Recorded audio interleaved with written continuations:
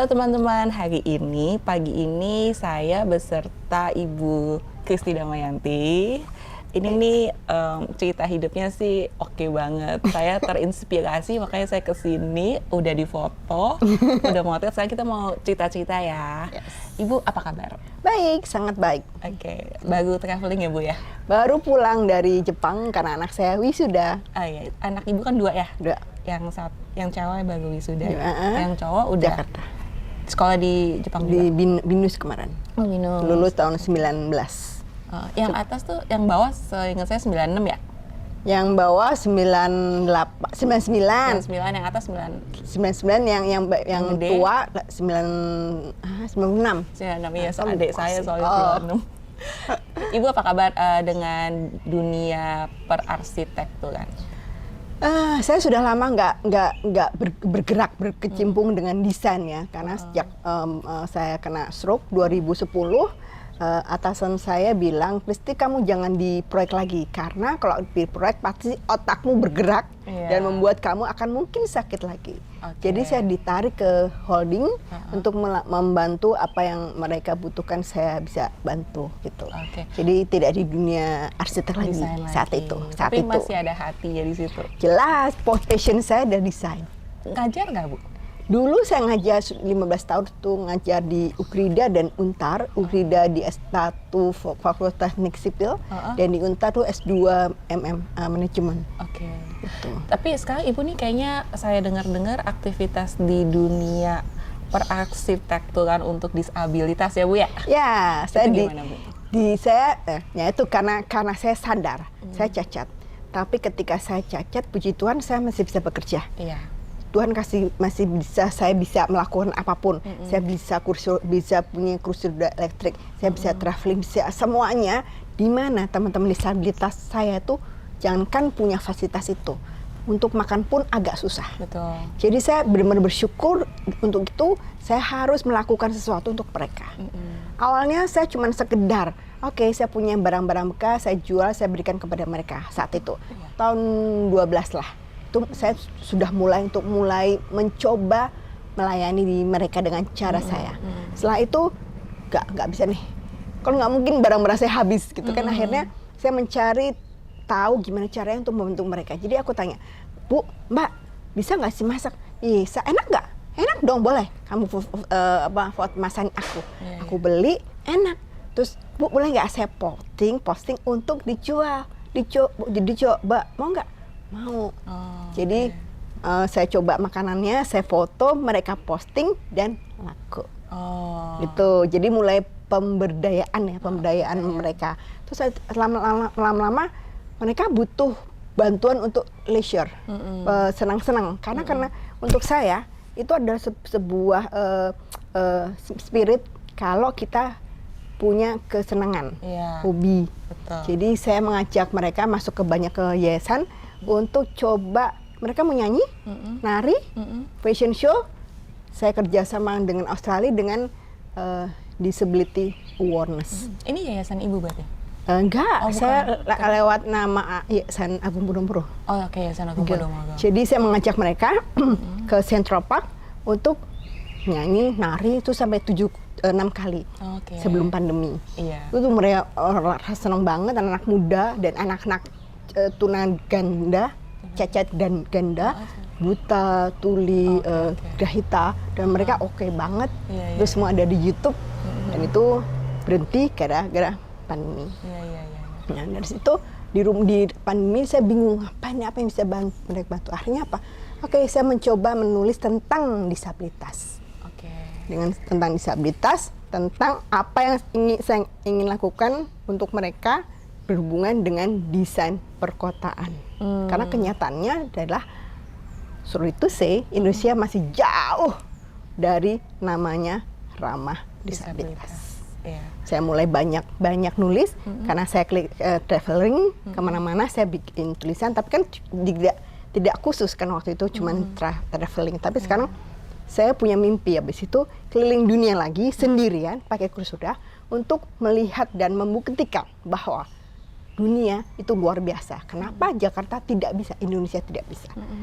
Tahun 2000 kan pandemi 3 tahun tahun 2022 kemarin, mulai Mei saya baru terbang lagi. Pertama adalah ke Bali sebenarnya. Karena belum bisa keluar, belum mana-mana. Ke Bali, saya pakai kursi roda. Biasanya ke Bali itu ada cuma di rumah adikku. Tuh nggak berpikir bahwa tentang ramah semua. Oke, karena ditonton adikku ini kan. Begitu saya tinggal di hotel, astaga, keluar dari hotel, nggak ada jalan. Iya. Pedestriannya nggak ada. Iya, betul. Terus saya keliling pakai Grab, kota, ya ampun, bahkan tempat-tempat wisata Kuta Sanur itu nggak bisa pakai kursi roda. Iya. Saya nulis besar-besar dan, aduh kacau nih.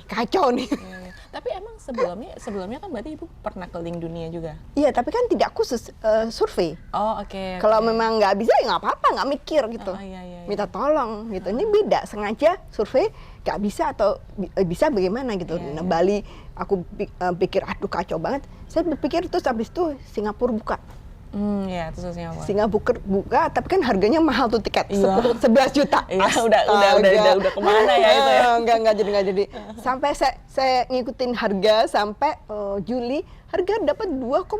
Iya, Saya beli belilah tiket ke Singapura. Habis itu saya benar-benar survei sekeliling Singapura sampai akhir ini tuh 4 kali ke Singapura setiap 2 minggu selama 2 minggu, dan saya buktikan seliling Singapura dari ujung ke ujung, dari utara ke selatan, itu accessible, bisa dengan kursi roda. Iya, bagus ya. Buku saya sudah 2 tentang Singapura, akan ada 2 lagi tentang Singapura, bagaimana mereka bangun kota ramah disabilitas.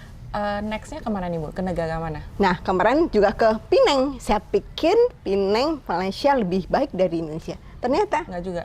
Sama saja. Ke Jepang belum Bu? Jepang itu dari sejak 2017 setelah anak saya di sana, 1 tahun 3 kali ke sana, dan itu dari kampung ujung Jepang mana pun semua ramah disabilitas. Ya, bahkan dibantu kan ya kalau naik kereta, turun kereta. Iya. Iya, bagus. Tuh, jadi next sekarang saya lagi ke travel untuk bikin visa Schengen untuk keliling Eropa. Kalau Tuhan berkenan, Juni-Juli saya di sana. Berapa lama? Sebulan? 1 bulan muter soalnya kan. Yes. Bu, aku mau flashback, kilas balik dulu Bu. Yep. Gimana cerita Stroke 2010 tadi Bu ya? Itu kenapa Bu? Itu masih muda banget Bu? Oke, iya. Umur 39. 39. Waktu itu saya di Agung Podomoro punya proyek baru tahun Central Park. Sebelumnya tahun 2006 itu 2006 ya. 2006 saya ngerjakan proyek Lavande di Tebet. Lavande apartemen. Iya. Saya jatuh. Kaki saya patah. Ini telapak saya muter. Tuh, aku pikir saya nggak saja lagi, gila mati aku. Itu jatuh dari mana Bu? Itu proyek. Oke. Namanya juga orang proyek. Nah, baiklah. Itu 2006 itu baru masuk ya, 1 tahun setelah baru masuk, dan saya dulu ngikutin bos saya Pak Halim, dan itu saya minta, Pak, saya passion saya adalah proyek. Boleh nggak saya tinggal kerja di proyek saja, bukan keliling proyek melihat proyek, nggak dikasih. Oke. Tapi ketika di Lavande jatuh, saya nggak bisa keliling kan. Iya. Akhirnya saya diminta menyelesaikan Tamrin City. Oh, oke. Tamrin situ, jadi langsung masuk ke Senayan City. Iya. Lalu ke Central Park. Oke. Itu kakinya sudah beres. 1 tahun pakai kursi roda. Di Central Park saya mendesain dengan kursi roda. Artinya saya merasa duduk di kursi roda beda dengan orang sehat. Iya. Ini misalnya jalan yang tidak benar, saya jalan susah. Iya, betul. Mall atau bangunan apapun, ketika di lobi pasti naik tangga, walaupun cuma 1-2, benar nggak? Tidak ada yang rata. Ketika Central Park rata, coba lihat, Central Park tuh rata. Apple Tower rata. Itu menggolkan kepada direktur Kristi kenapa rata? Kesannya tuh tidak monumental. Pak, Bapak tahu nggak, saya kursi roda. Ketika keluar dari mobil, kita nggak sadar itu tangga, kita nggak bisa jalan. Betul. Susah banget berbulan-bulan, akhirnya disetujui rata. Kenapa harus rata, Mbak, Bu? Kan satu trap aja, segini aja kursi roda bisa jungkel, Pak. Iya. Jadi Grand Central Park adalah mall yang pertama yang ramah disabilitas. Itu sudah diakuin secara ada di buku. Di buku. Di buku. Di masyarakat. Oke. Oh, gitu. Di buku-buku Agung Munopo juga. Oke. Gitu. Jadi buat saya Central Park adalah rumah.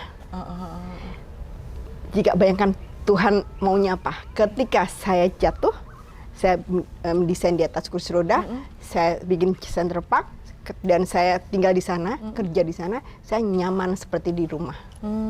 Kalau mobil Central Park beda sama dengan mall-mall yang lainnya tidak ramah disabilitas, susah ya tidak nyaman. Iya, betul. Bisa sih bisa. Disabilitas itu sebenarnya terkondisi. Kalau saya bayangkan Jakarta banyak disabilitas, dia mampu, padahal nggak mau, nggak nyaman. Jadi terkondisi. Jadi disabilitas dunia itu harus belajar dengan disabilitas Indonesia sih. Iya. Tapi saya nggak mau begitu, kasihan mereka. Mereka dengan susah payah pakai tongkat, pakai naik ke Transjakarta, itu jaraknya besar, bisa jatuh, nggak ada yang bantu. Jadi disabilitas di Indonesia lebih fighting spiritnya lumayan ya, Bu ya? Karena itu jalan aja nggak bisa. Betul, dari sini betul. Komplek, coba keluar komplek. Ada jalan nggak? Nggak ada. Susah emang. Itu kan. Iya, Ibu, aku mau tanya, kemarin itu karena kebanyakan kerja ya, Bu ya? Hipertensi sebenarnya. Tahun 2007 tuh saya cerai. Itu membuat saya drop psikis ya. Padahal anak saya masih SD. Nah, terus gimana caranya untuk membiayai anak saya, karena mantan tidak memberikan dana sama sekali buat anak saya. Jadi saya harus kerja sekeras-kerasnya untuk mereka. Mereka masih SD kelas 3, kelas 4 saya lupa. Dan itu harus kerja keras dan untuk gak melupakan masalah. Itu kan kerja keras yang sangat luar biasa sampai ya gak makan, gak tidur. Satu hari bisa cuma 1 jam, 2 jam. Saya merasa kuat, sombongnya manusia muda, umur 40 tahun, di bawah di 40 tahun itu. Ngajar abis ya? Yes, dan Tuhan nggak mau. Iya, badannya nggak kuat. Terus Bu, itu waktu kejadian, CP udah jadi belum?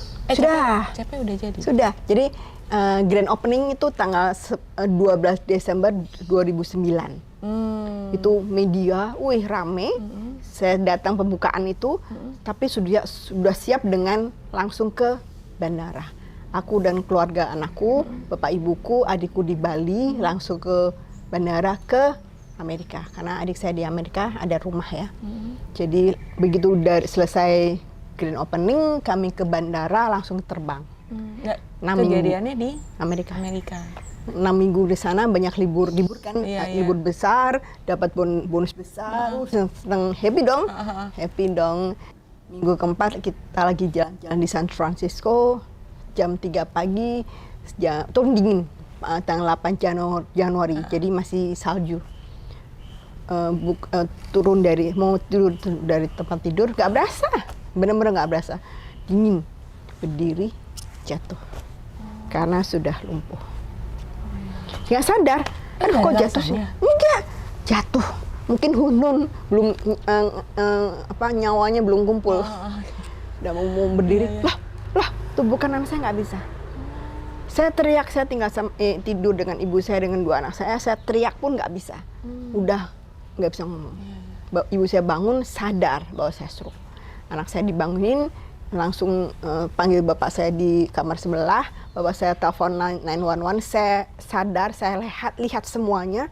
Tapi nggak bisa ngomong, nggak bisa ngapain. Bapak telepon 911, hitungannya menit, 1 menit, 2 menit, datang dengan sirene ambulans, Brandwehr sama polisi, sama terus 7 orang hitam besar, bawa berangkar, lari, buka pintu, terus saya sadar, saya langsung dibebat SOP mereka, masuk ke berangkar, dilarikan ke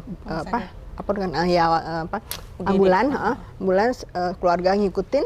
Terus saya sadar sampai rumah sakit, deket banget hitungannya, cuma 5 menit kali ya.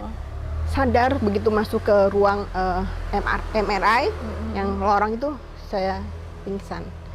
Katanya 15 menit selesai, keluar saya sadar lagi, sudah hasilnya jelas, otak kiri saya terendam darah 20%.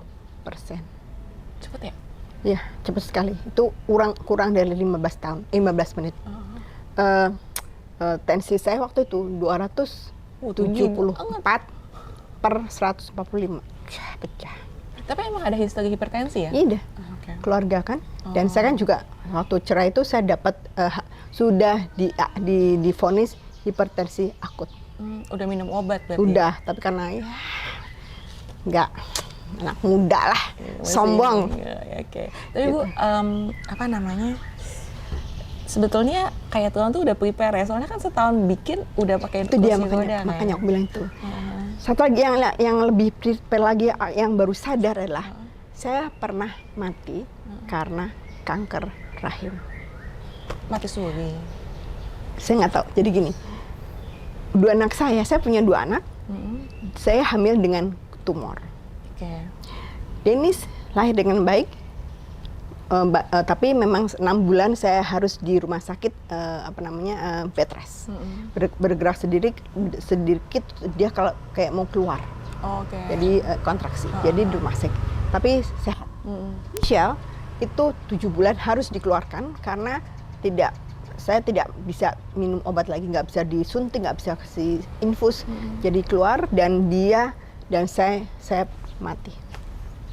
Jadi kan kalau operasi sesar itu nggak boleh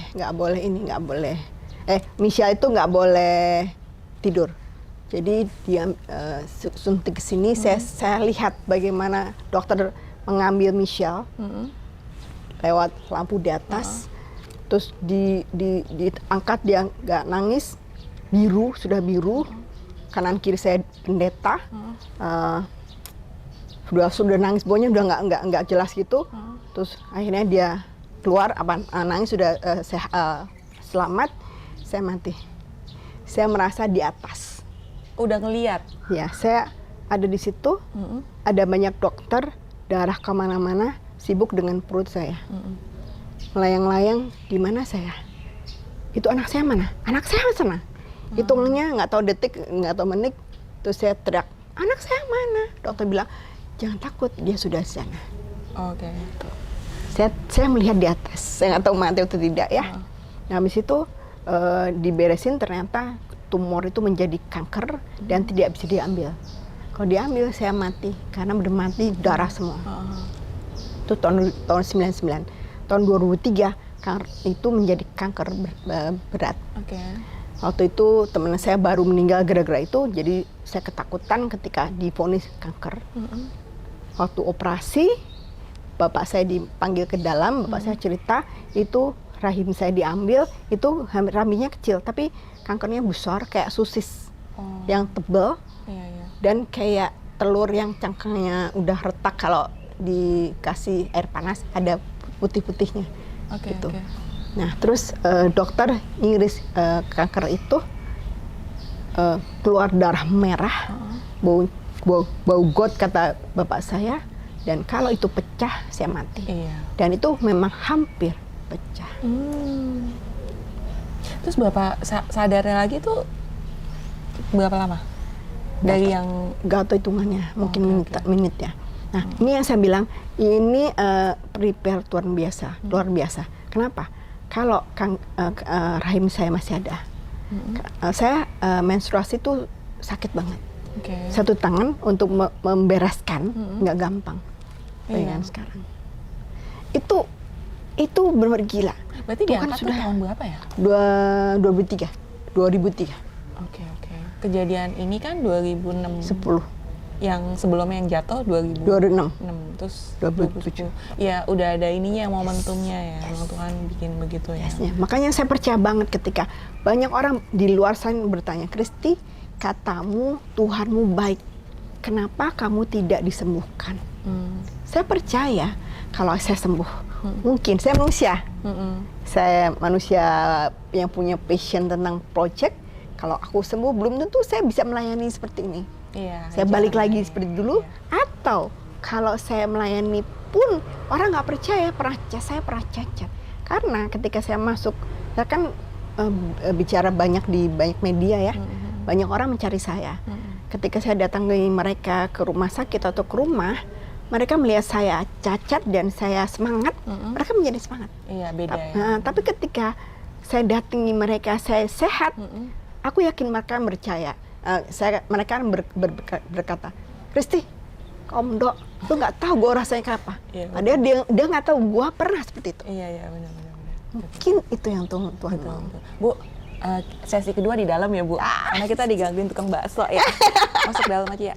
Betul, udah banyak yang Ibu yang wawancara media yang ini lagi nih, nggak bosan ya Bu? Ya namanya juga untuk berbagi kan. Iya, benar. Kan nggak bisa bilang, kan ada di situ. Bisa sendiri aja gitu. Udah masuk Wikipedia soalnya Bu.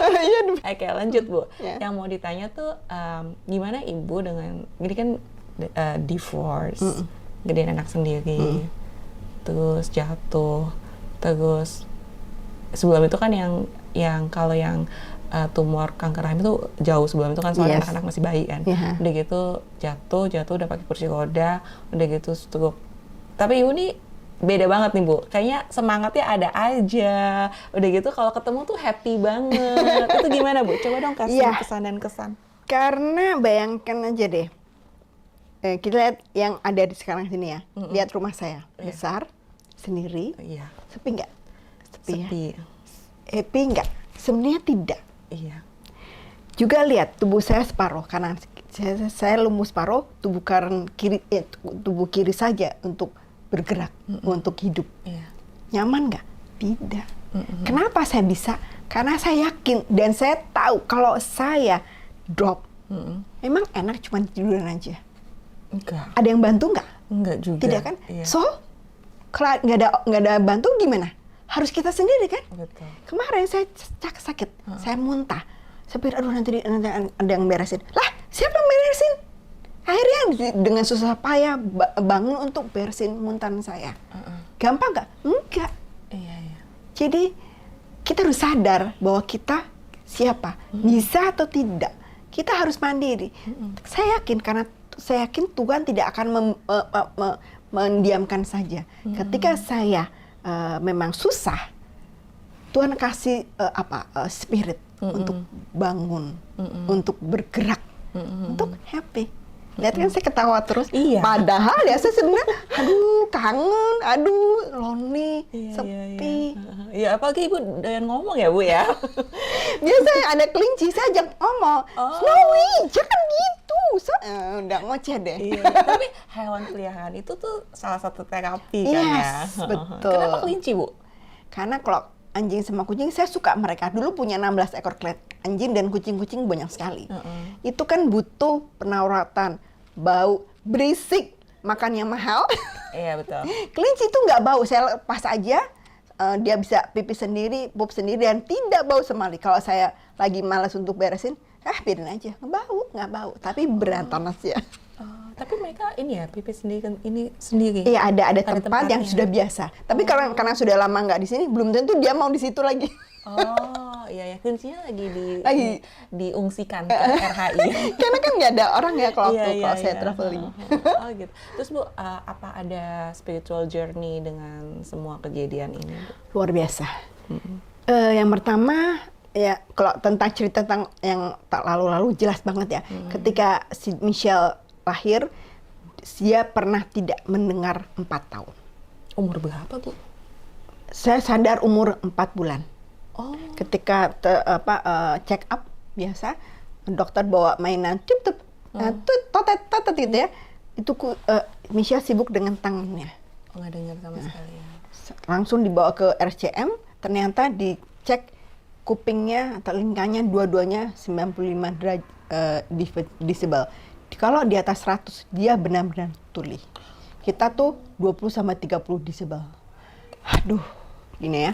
Akhirnya saya keluar dari pekerjaan saya 4 tahun untuk ngurus dia. Setiap minggu di RCM, di terapi Bera, terus dikasih Walkman. Awalnya dia seneng, tapi lama-lama bosan setiap kali dibuang rusak. Udah 4 tahun tuh saya nangis terus dan saya siap punya anak tunarungu.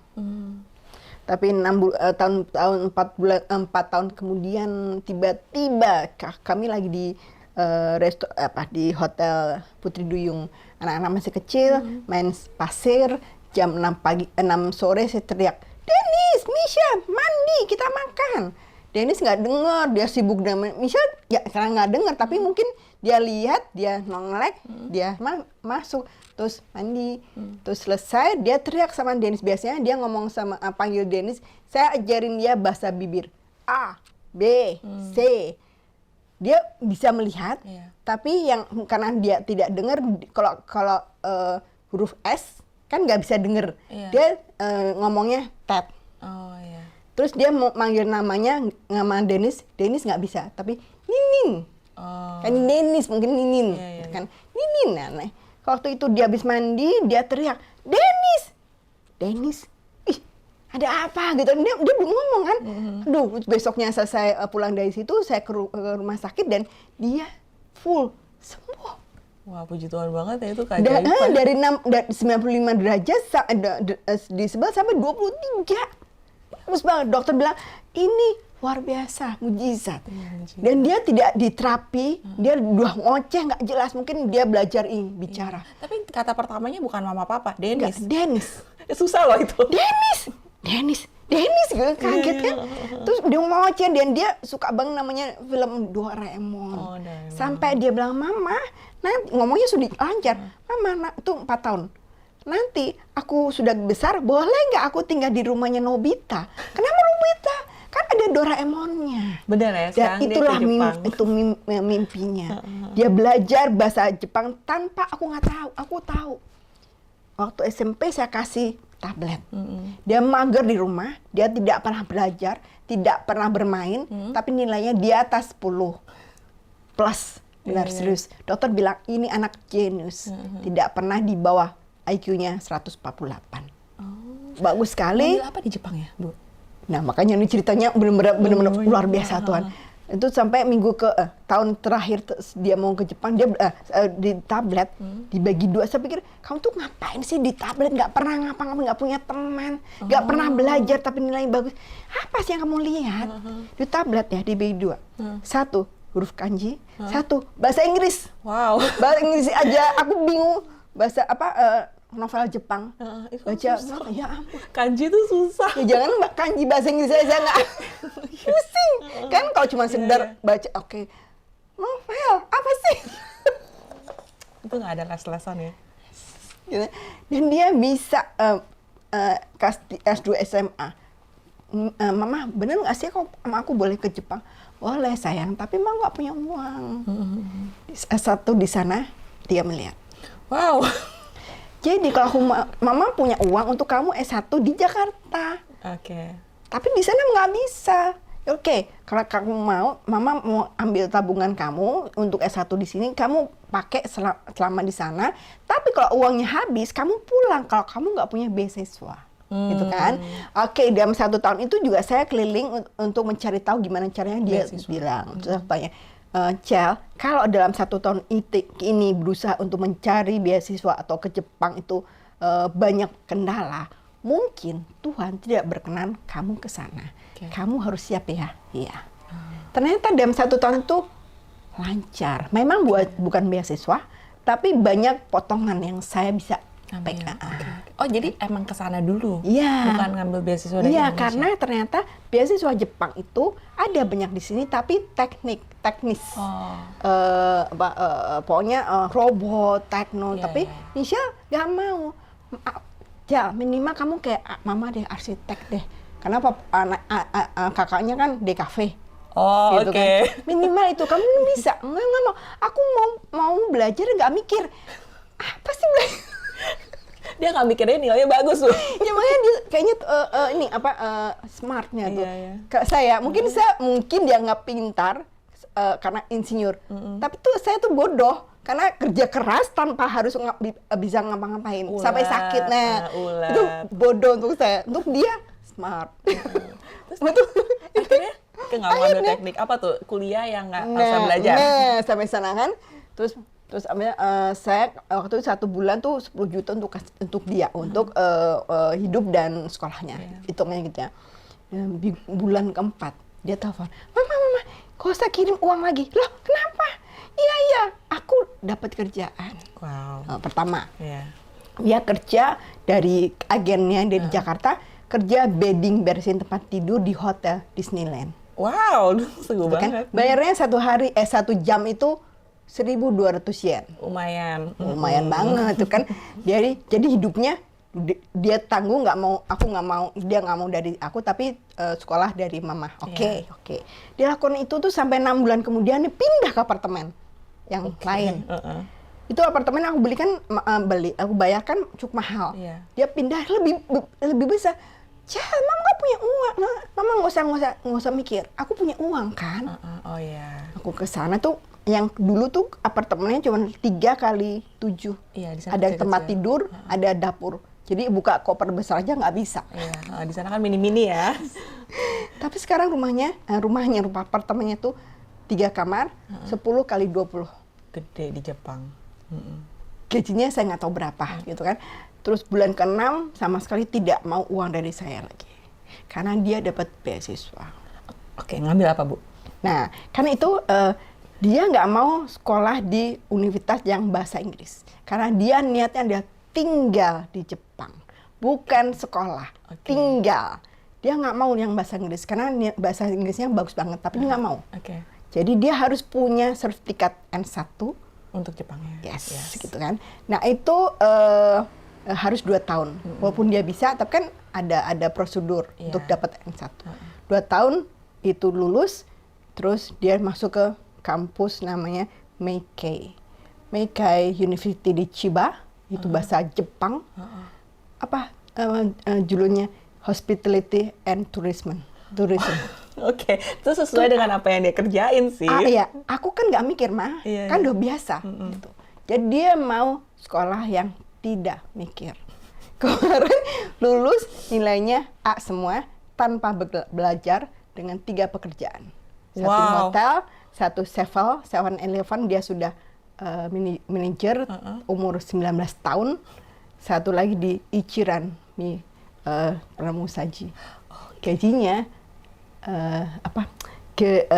manajer Madya Jakarta 30-an dulu. Sekarang ketika sebelum lulus dia sudah dipanggil di hotel yang dia kerja, Maimaru serupah namanya, sudah jadi pegawai tetap. Minimal harga gajinya 200.000. Wow. Ditambah sevelnya. Iya. Yang sekarang masih. Dia nggak suka dandan, dia seperti saya kayak gini, tapi dia jadi model foto di Jepang. Yes. Untuk dapat apa? Dapat uang cepat untuk punya rumah Nobita. Tapi itu ya kekuatan mimpi ya.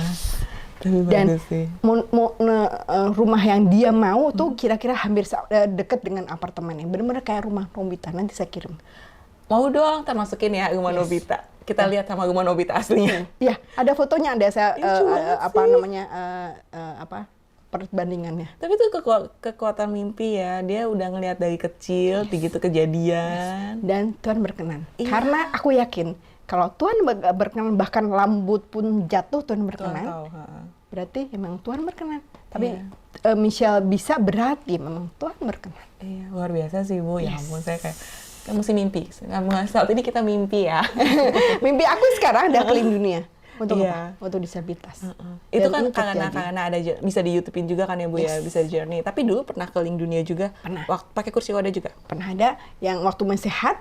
Karena saya memang traveler, saya punya uang itu bukan untuk beli mobil, bukan beli rumah biasa, pokoknya semua biasa standar, tapi uangnya untuk jalan-jalan. Saya nggak punya gini-gini itu dikasih ibu saya loh. Iya. Warisan turun-temurun ya. Iya, gitu. Jadi memang orang beda-beda ya. Orang teman-teman punya uang banyak untuk beli mobil keren, apartemen. Buat saya buat apa apartemen banyak, satu aja nggak habis. Iya, betul.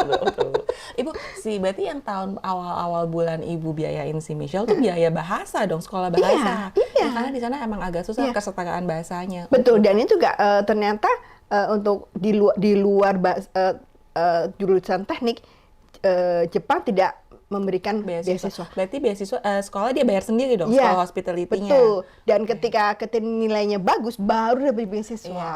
Jadi tahun keberapa tuh dapat beasiswa? Kedua, karena tahun pertama kan harus bayar sendiri. Iya, tahun pertama bayar. Belum tahu kan nilainya. Nilainya bagus, tahun kedua, 3, 4 beasiswa. Yes. Luar biasa sih anaknya. Dan itu semua yang bayar dia sendiri. Luar biasa. Demi rumah Nobita. Ya, demi rumah Nobita. Simpel tapi kalau Tuhan berkenan dan Tuhan ini ya kejadian. Dia sederhana banget kan, anak SD, anak TK. Dari kecil suka Doraemon ya. Pasti itu yang tipe minggu pagi Doraemon tuh. Betul. Kalau misalnya lagi nggak ada Doraemon, saya bangun pagi tuh susahnya luar biasa. Karena tapi ada Doraemon. ada TV set setel keras, langsung bangun. Tapi nggak mau mandi. Nonton Doraemon. Itulah. Luar biasa sih, luar biasa. Ibu, motivasi Bu untuk kaum disabilitas di Indonesia yang kayak banyak ya kalau satu kira-kira 10% untuk satu negara, sedunia, kira-kira 10% itu adalah disabilitas. Anggaplah semua sama. Bayangkan kita kan 200-300 juta. Ya, 10%-nya berapa? Ya. Tapi sepertinya tidak terlihat kan? Karena mereka tidak pernah mau keluar dari rumah, dari zona nyaman mereka. Kenapa? Karena buat mereka di luar sana adalah tidak menyukai mereka. Dan ternyata juga fasilitas untuk mereka tidak ada. Gitu kan? Iya, susah juga. Saya sadar bahwa itu tidak bagus ya. Dan saya dengan kenyataan itu, saya pingin banget untuk membantu mereka dengan cara saya. Karena saya nggak mungkin juga untuk awalnya kasih uang, nggak mungkin juga saya sendiri tidak punya backup sama sekali. Nah, itulah jalan Tuhan ketika tahun 2002 akhir 21 saya diminta untuk jadi pengurus Ikatan Arsitek Indonesia. Di divisi pengabdilan masyarakat. Dan saya memblow up disabilitas. Saya kerja sama dengan komisi disabilitas nasional.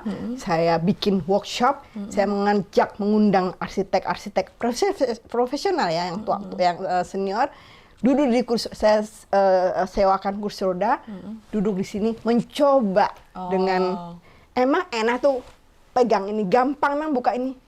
Gak gampang. Dan gila Kristi, gila. Gue nggak tahu susahnya pakai kursi roda. Nah kan.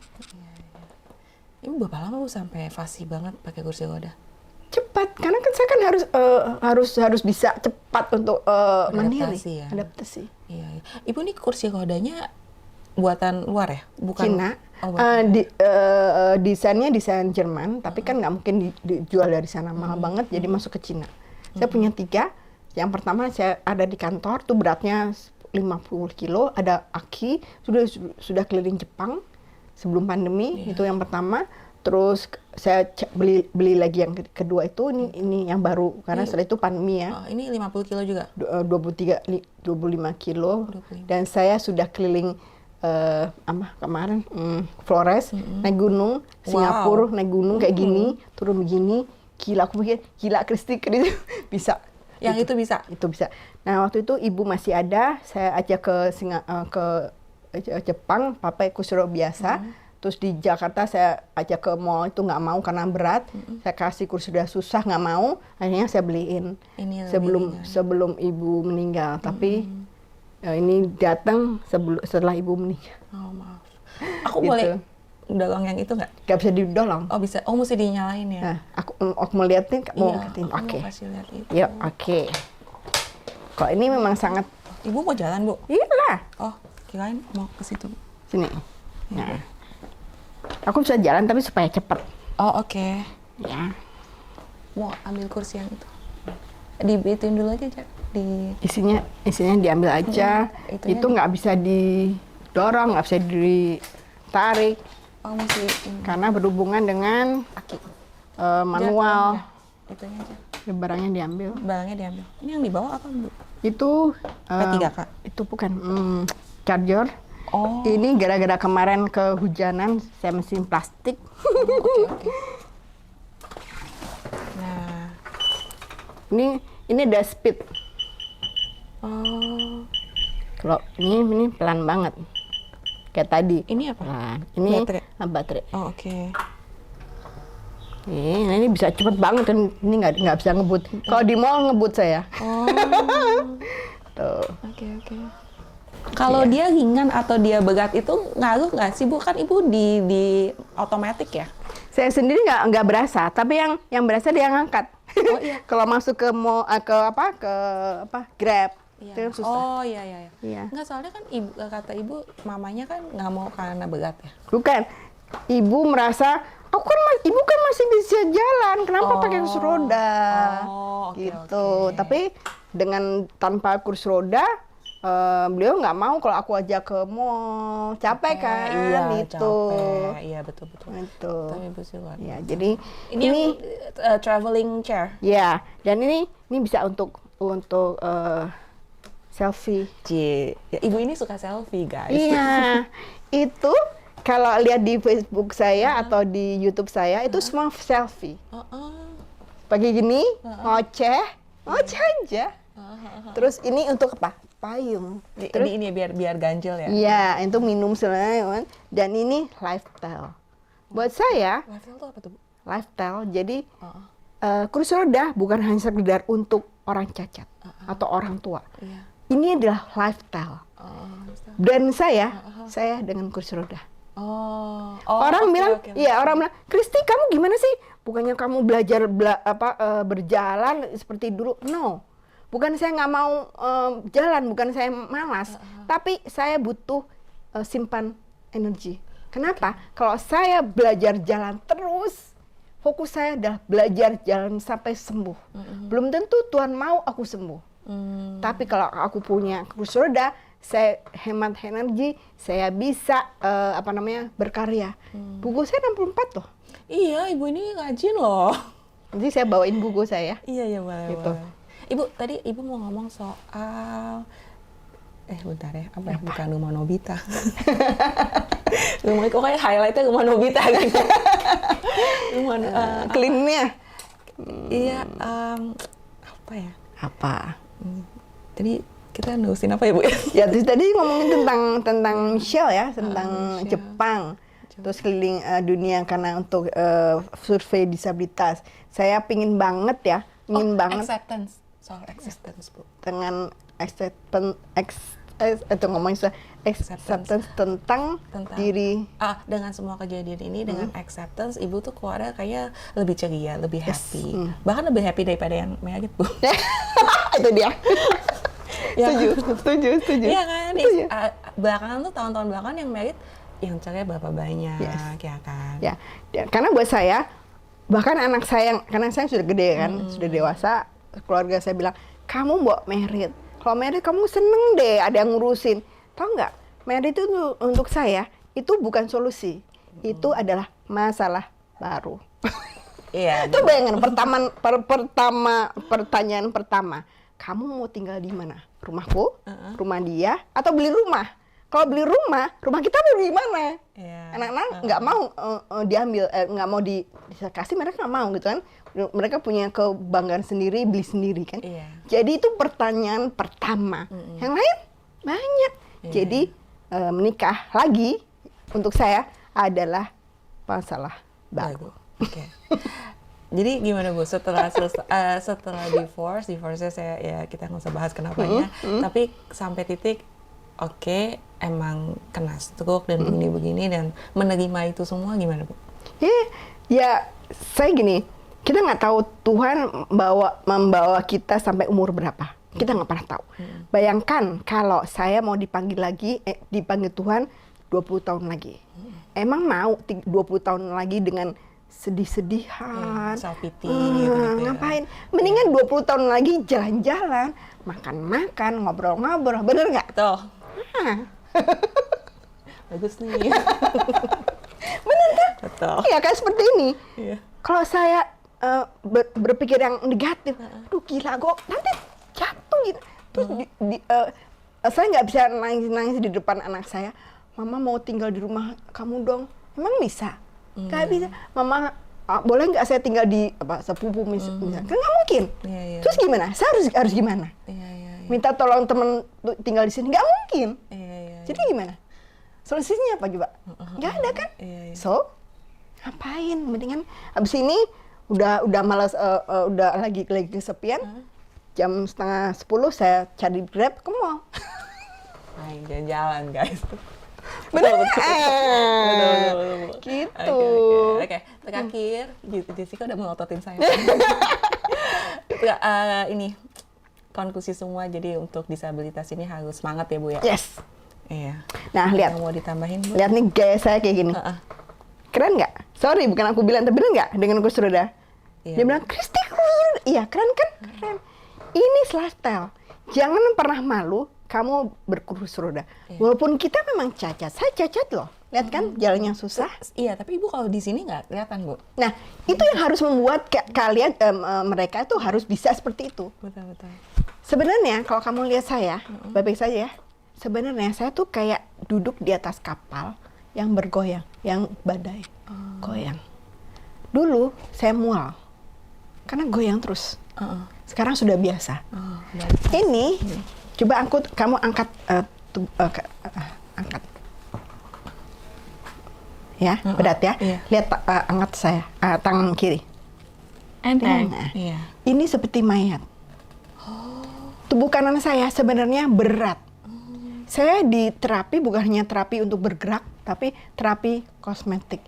Saya, kalau kalian melihat orang stroke, pasti tahu dia stroke. Karena biasanya tangannya begini. Iya, betul. Miring, kan berat. Ini berat. Ini turun. Tulangnya turun. Oke. Bahunya turun ya. Iya. Karena memang berat. Tapi saya, kalau kamu lihat tadi, saya tidak seperti ini. Iya. Karena kalau saya gini, saya pasti begini, berat. Saya begini, harus rata, cerah, mata ke depan, membuat orang lihat saya tidak dikasihani. Saya nggak mau dikasihani. Bahkan banyak orang cacat tuh tidak mau dikasihani. Kami hanya butuh dimengerti.